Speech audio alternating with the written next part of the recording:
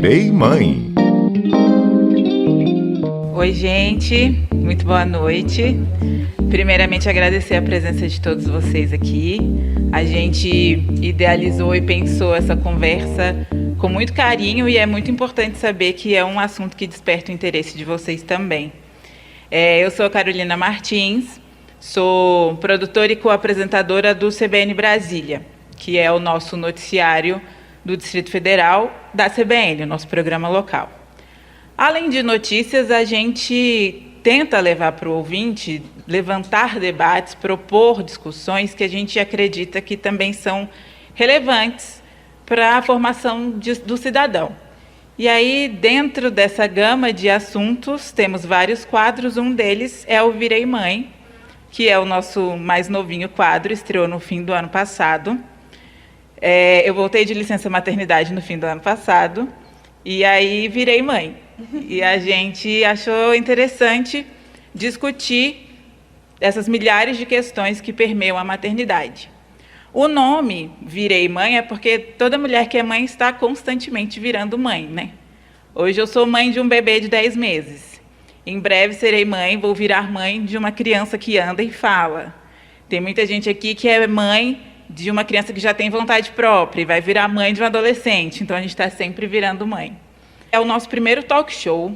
A gente achou lindo estrear no Festival Musicar, porque a gente achou uma oportunidade de ouro para discutir esse tema, que é tão bonito, que ajuda tanta gente, mas que pode ajudar mais ainda, se a gente difundi-lo e discuti-lo.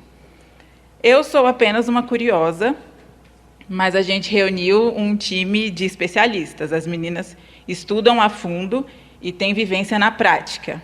A Janaína Condessa, que ela é do projeto Sementes, é mestre em educação. Obrigada, Janaína, por participar com a gente, por aceitar nosso convite. Obrigada, Carol.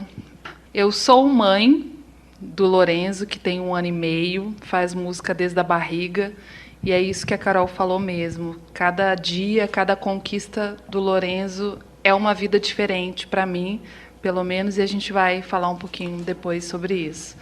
Eu sou diretora do Sementes, Centro de Educação Musical. É um projeto que virou uma escola, um instituto aqui em Brasília, e hoje nós atendemos bebês e famílias. Então, nós temos aulas de música desde o nascimento até os adultos que gostariam de se especializar ou se aprimorar no instrumento para tocar em casa com os filhos. Então, estamos nos engajando cada vez mais nessas áreas do desenvolvimento e eu acredito que essa conversa vai ser maravilhosa, tanto para mim quanto para todos vocês, numa troca, numa partilha de experiências. Muito obrigada. A minha xará, Carolina Stenkopf, que ela é musicoterapeuta do projeto Uma Sinfonia Diferente. Obrigada, Carol, por estar aqui também. Eu que agradeço o convite. Sou musicoterapeuta formada pela Universidade Federal de Goiás e dirijo o projeto Uma Sinfonia Diferente, que é um programa de desenvolvimento para pessoas com autismo através da música. Então, nós usamos a música com objetivos terapêuticos de desenvolver linguagem, socialização, de sensibilização sonora, de sensibilização tátil também para pessoas com autismo. O projeto foi fundado em 2015, aqui em Brasília, e já está em todo o Brasil, de norte a sul. Autismo é muito mais, a gente vê como um potencial muito grande, além de todas as limitações e todas as barreiras que as pessoas colocam. Ele não fala, ele não anda, ele não interage, ele não. A gente acredita que eles podem muito. Então, esse é o nosso projeto e eu estou aqui para compartilhar com vocês e aprender também. Muito, muito obrigada pelo convite. E a Bebel Nicioli, diretora artística do Festival Musicar, que abriu esse espaço para a gente na programação. Obrigada, Bebel. Eu que agradeço, Carol, Jana, Carol, todo mundo. Eu, além de ser curadora artística do Musicar, eu sou professora. Na verdade, eu sou professora de música, sou formada pela Unirio. E a minha bandeira é a educação musical. Inclusive, foi através do meu trabalho que eu vislumbrei o potencial desse festival. Assim, foi por estar com as crianças cotidianamente trabalhando com a música e com a brincadeira, que eu falei, nossa, se a gente juntasse muitas pessoas que trabalham com isso, que pesquisam isso e que têm trabalhos artísticos voltados para a infância do Brasil todo, se a gente juntasse numa coisa só. E aí nasceu o Musicar lá em 2017. Então, acho que é muito importante essa visão do Musicar como um festival de formação, né? Esse caráter formador que tem, porque a criança vem aqui, faz uma atividade, participa de uma instalação sonora, participa de uma vivência de música com desenho, assiste o show, mas, antes de tudo, ela está se consolidando estruturalmente, né? Ela não está aqui só como se divertindo, não é só um entretenimento. Isso é uma bandeira nossa do festival. É muito legal a gente estar podendo fazer essa roda, porque está completamente em sintonia as duas propostas. Então, é isso. A gente vai caminhando aqui, costurando os assuntos e vendo o que brota. Para começar, eu acho que, empiricamente, todo mundo conhece o potencial da música, né? O poder da música. A gente ouve uma música e é remetido para outros lugares, lembra de cheiro, desperta sentimentos. E acho que a gente precisa aprender, nós adultos, como usar a música, esse potencial todo, fazer como uma ferramenta de desenvolvimento nas crianças. Todo mundo aqui conhece, acho que é unânime, todo mundo gosta de música. Ninguém diz que não gosta. A gente pode discutir gênero musical, mas de música todo mundo gosta. Então, como é que a gente usa a música a nosso favor para desenvolver as crianças? Eu acho que a gente pode estar muito ligado no nosso papel nessa mediação da criança com a música.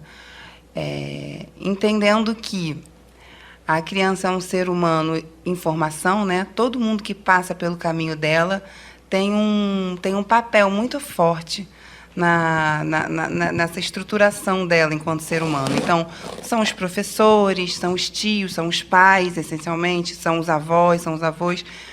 Então, acho que a gente pode ficar muito com essa frase, trazendo um pouco do gancho da Carol, que ela falou agora, qual que é o papel, qual que é o lugar da música na vida da criança? Que música é essa que a gente está apresentando para as nossas crianças? Como que a gente está fazendo música com elas? Como eu falei antes, a música é uma linguagem muito inerente à criança, né? Você tem um bebê de 10 meses, você começa a tocar uma música, ele já vira e já começa a se mexer, tem uma coisa corporal muito forte. Entendendo essa relação inata, como que a gente pode aproximar as crianças da música? E aí tem uma coisa que eu acho que é a chave de tudo, que é como que a gente vai fazer isso sem brincar. Ela falou de ferramenta de ensino, mas a ferramenta de ensino, além de ser a própria música, na minha concepção, é a brincadeira. A linguagem da criança é a brincadeira. Como é que a gente pode desvincular uma coisa da outra? Não há essa possibilidade. Então, quando a gente está com uma criança, especialmente na primeira infância, na faixa etária de 0 a 7 anos, a gente deve, na minha concepção, lidar com a música a partir e pela brincadeira, né? Porque a música, a gente tem um resquício também de uma coisa como um ensino formal, né? Isso vem muito da nossa cultura eurocêntrica, de que uma criança vai aprender um violino com 3 anos e vai estudar, e tem a partitura. Mas não é só isso, né? Antes, a criança tem que brincar. E brincando com a música, ela vai aprender. A brincadeira é uma ferramenta de aprendizagem. A gente pode caminhar nesse sentido, que acho que é bem importante. Porque a música não desenvolve só habilidades musicais, né? Desenvolve N habilidades. Acho que vocês veem isso na prática, né? Exatamente, que isso surgiu aqui enquanto você falava, Bebel.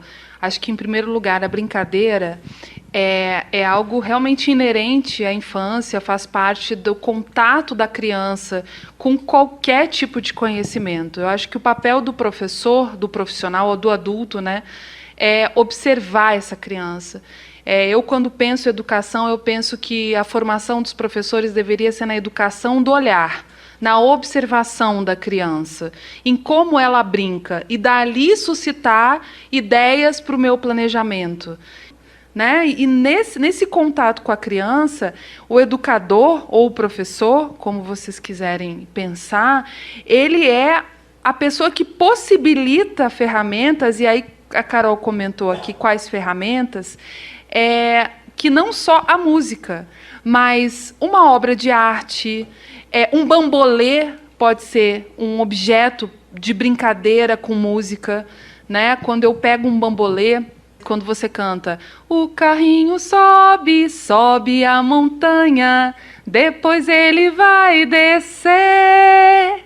E eu fico parado de longe só olhando o que ele vai fazer. Você com um bambolê, brincando com aquele carro imaginário, mas é só um pedaço que pode ser a roda, pode ser, né, o volante, pode ser um monte de coisa. E a criança vai brincar com isso. Então, eu ofereço a música cantada como uma possibilidade, né? E ela brinca com aquilo. Então, ela por si só, a música por si só e o bambolê é um recurso que eu posso estar utilizando. Musicar é essa possibilidade de estar um lugar sempre de reinvenção, né? A criança nunca é uma coisa, ela sempre está.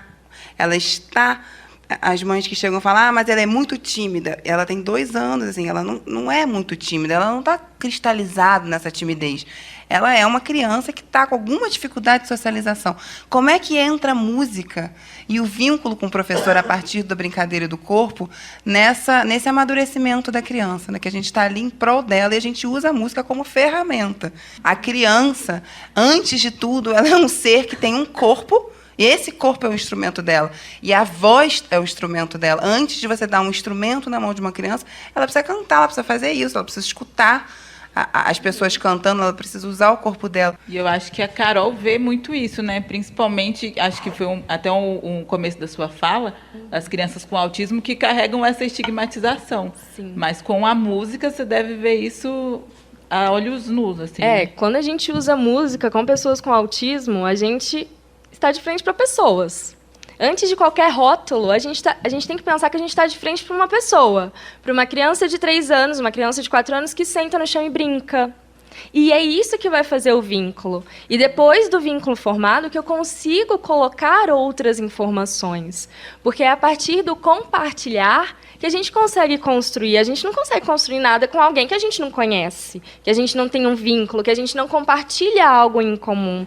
Então, eu acredito muito nisso que a Bebel falou, do brincar. O brincar é o experienciar. Você vai experienciar na prática uma coisa que você vai ver lá na frente, sabe? Você vai experienciar na prática o que é o contar, o que é textura, o que é imaginar, o que é colocar uma coisa na frente da outra, dar prioridade para uma coisa, organizar. Isso tudo você aprende no brincar. Então, se a gente corta isso e fala, olha, esse daqui é o dó, esse daqui é o ré, esse daqui é o mi, meio que perde o sentido, né?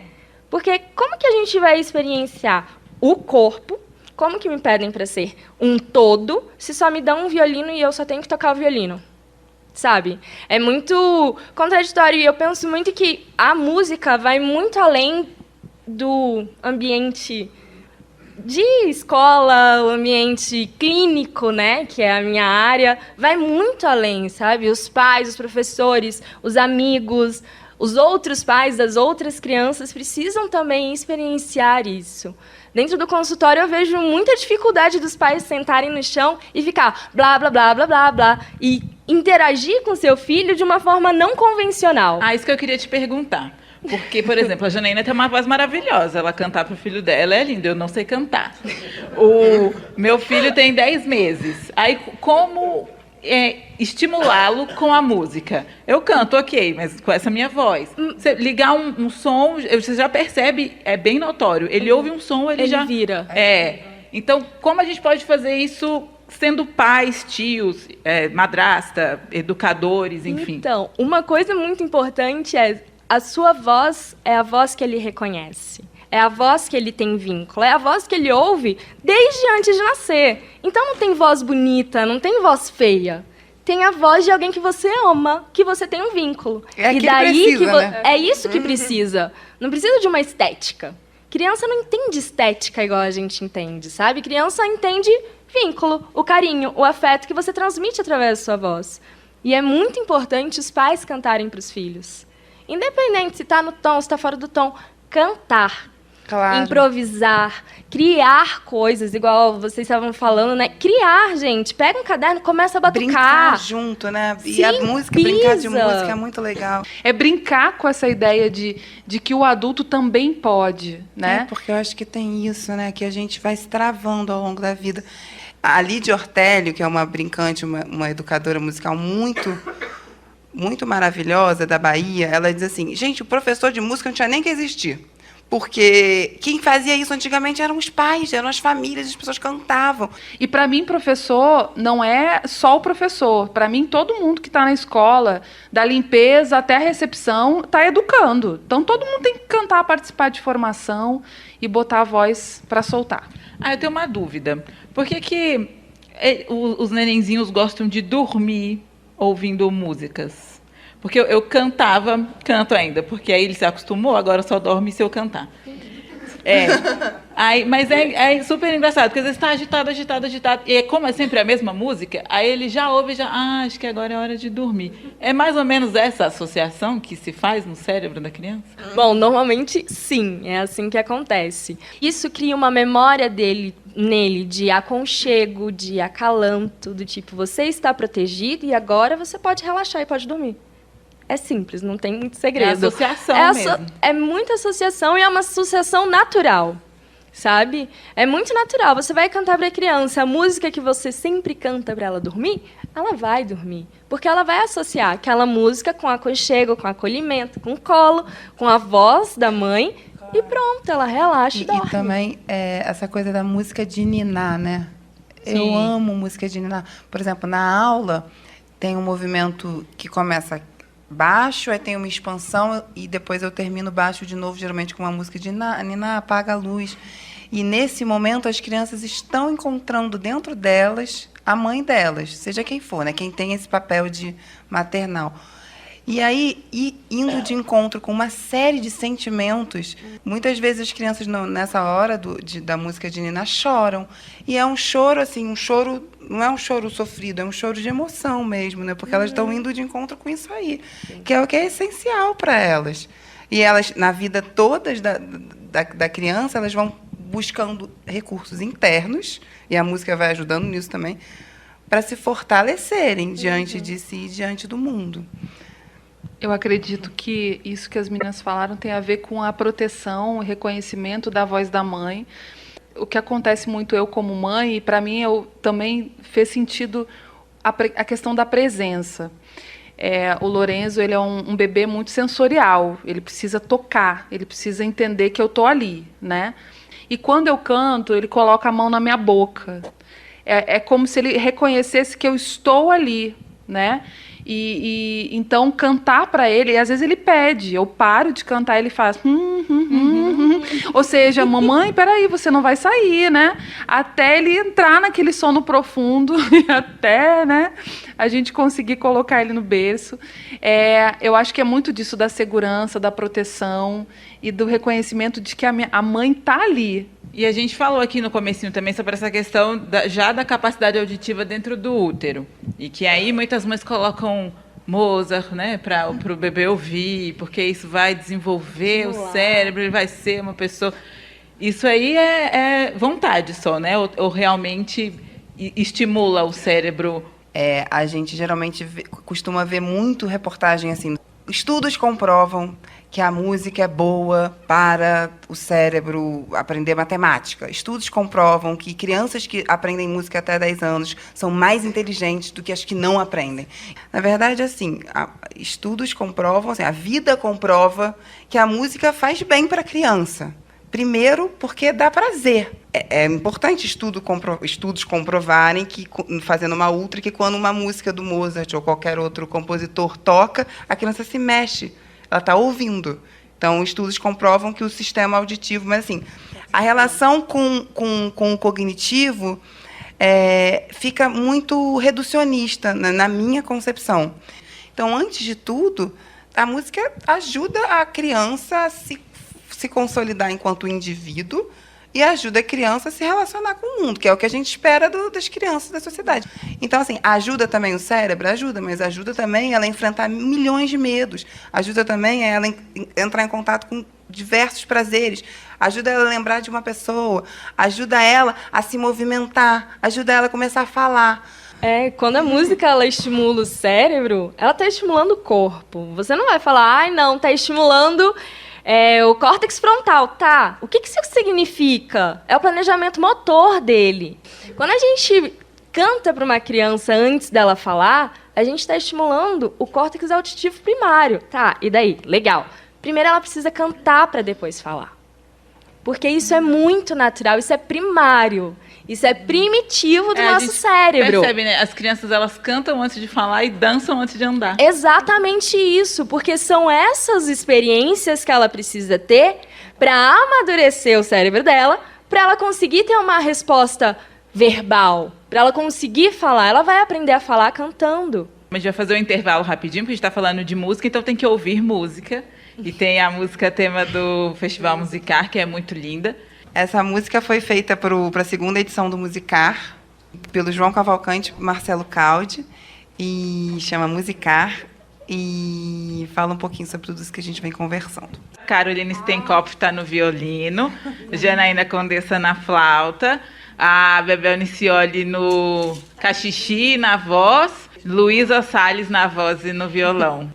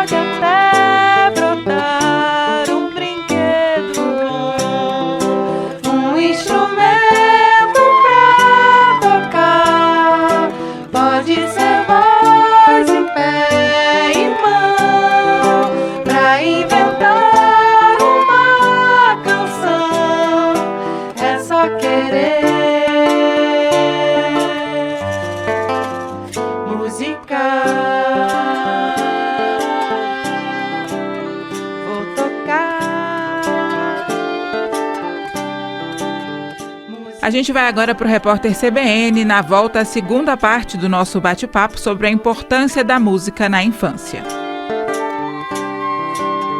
Música